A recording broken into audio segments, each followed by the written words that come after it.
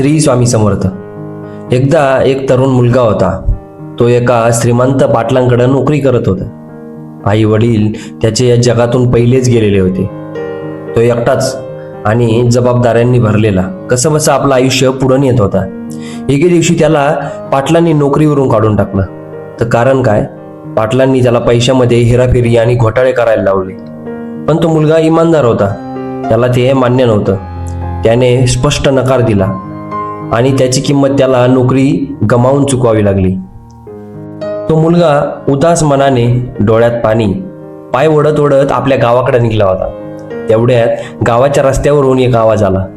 या गावात कोणी मजूर मिळेल का? तर मुलगा मागं वळून पाहतो तर एक म्हातारे बाबा खांद्यावर 3 जोड्या घेऊन हळूहळू चालत येत होते. मुलगा विचारतो, बाबा काय झालं? काही काम आहे का? बाबा म्हणाले, माझ्याकडे 3 जोड्या आहेत. यातली एक फार जड आहे. मला दुसऱ्या गावात जायचे. जर कोणी ही जोडी माझ्यासोबत त्या गावापर्यंत नेली तर मी त्याला 3 सोन्याची नाणी देईन. मुलगा मनात म्हणाला, नोकरी पण गेली, काही कामं नाही माझ्याकडं. चला, समोर काम मिळतंय तर करायला पाहिजे. तो म्हणला, ठीक आहे बाबा, मी घेतो. तो तरुण ताकदवान मुलगा मोठी जड जोडी खांद्यावर घेऊन चालू लागला. हळूहळू दुसऱ्या गावाकडे निघू लागले. मात्र बाबा अधूनमधून त्याच्याकडे संशयाने पाहत होते. का हा मुलगा आपली जोडी घेऊन पळून तर नाही जाणार ना? आणि त्या मुलालाही ते जाणवत होतं. तो विचारतो, बाबा जोडी एवढी जड काय हो? काय आहे यात? बाबा शांतपणे म्हणतात, बेटा, त्याच्यात तांब्याची नाणी आहेत. आणि असंच बोलत हळूहळू ते परत गावाकडे चालत राहिली. थोड्या वेळानंतर पुढे एक नदी आली. मुलगा आरामात नदी पार करू लागला. पण बाबा मात्र काठावरच थांबले. मुलगा म्हणाला, बाबा चला, का थांबला तुम्ही? बाबा म्हणाले, बेटा, माझ्याकडे 2 जोड्या आहेत आणि ह्या 2 जोड्या घेऊन जर माझा पाय घसरला तर मी या नदीत पडल आणि पडलो तो वाहून जाईल, बुडून जाईल. माझी थोडी मदत करतो का? मुलगा म्हणाला, बाबा काय करू? बाबा म्हणाले, अजून एक जोडी घे, मी तुला आणखी 3 सोन्याची नाणी देईल. मुलगा हसला, म्हणला, वाह, छान सौदा आहे. त्याने दुसरी जोडी उचलली. थोडं पुढे गेल्यावर मुलगा विचारतो, बाबा, या दुसऱ्या जोडीत काय आहे हो? खूप जड वाटते. बाबा म्हणाले, याच्यात चांदीची नाणी आहेत. बाबा त्याच्याकडे मधून तरी संशयाने बघतच होते आणि त्या मुलाला ते सहन झाला नाही. तो मुलगा थांबला आणि म्हणाला, बाबा, एक गोष्ट सांगू का? तुम्हाला असं वाटतंय का मी चोर आहे? मी जोड्या घेऊन पळून जाईन? पण ऐका, आजच मी नोकरी गमावली.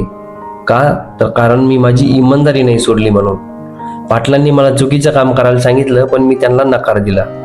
आज मी माझ्या इमानदारीमुळे बेरोजगार झालो.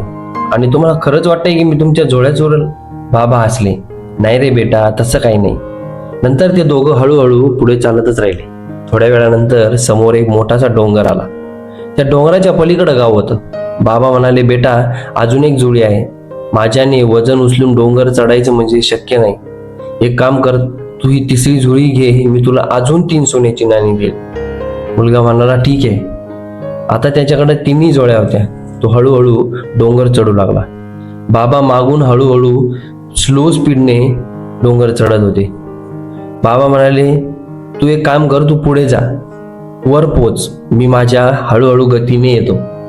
त्यानंतर मुलगा थोडा जास्त स्पीडने डोंगर चढू लागला. डोंगराच्या मध्ये गेल्यावर मुलाच्या मनात एक वाईट विचार आला. हा म्हातारा मला काय करणार? या 3 जोड्या आहेत, तांब्याची, चांदीची आणि तिसरी तर मला वाटते सोन्याचीच असेल. जर मी इथून पळलोच तर? हा विचार त्याच्या मनातला वाढत गेला आणि तो धावू लागला.